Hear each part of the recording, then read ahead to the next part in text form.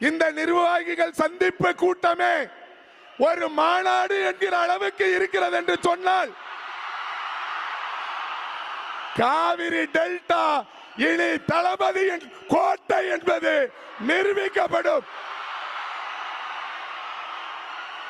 காவிரி கோட்டத்தின் 33 மாவட்டங்களிலும் இனி எந்த கட்சிக்கும் டெபாசிட் கூட கிடைக்காது.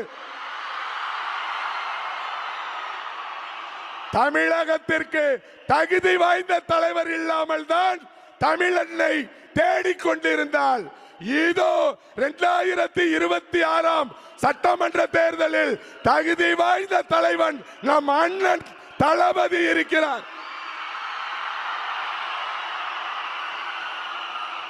கோடி கோடியாய் செலவு செய்து வாகனம் கொடுத்து விலை பேசி அழைத்து வரும் கூட்டத்திற்கு மத்தியில் ஒத்த ரூபாய் செலவு செய்யாமல் உண்மையான உணர்வுக்காக ஒன்று கூடி இருக்கின்ற இந்த கூட்டம் நாளை தமிழகத்தின் செயின்ட் ஜார்ஜ் கோட்டையை பிடிக்கும்.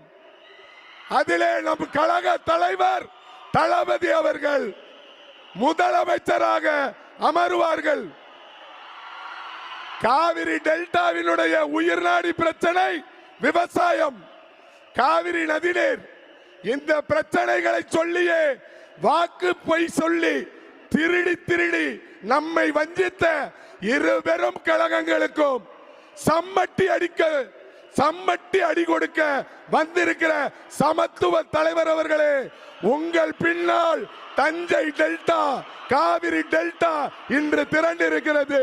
இது அப்படியே உங்களுக்காக, உங்களுக்கு மட்டுமாக இந்த தமிழகத்தில் 33 சட்டப்பேரவை தொகுதிகளையும் வென்று கொடுக்கும் என்று இந்த நேரத்தில் கூறிக்கொண்டு எளியவனுக்கும் நல்லதொரு வாய்ப்பு வழங்கிய அனைவருக்கும் நன்றி தெரிவித்து என் தலைவன் தளபதிக்கு என் உயிர் மூச்சு உள்ளவரை ஒவ்வொரு நொடியும் உழைப்பேன். நாம் எல்லோரும் உழைப்போமா? வெற்றி பெற்று தருவோமா? வெற்றியை அவரிடத்தில் ஒப்படைப்போமா? ஒப்படைப்போம்.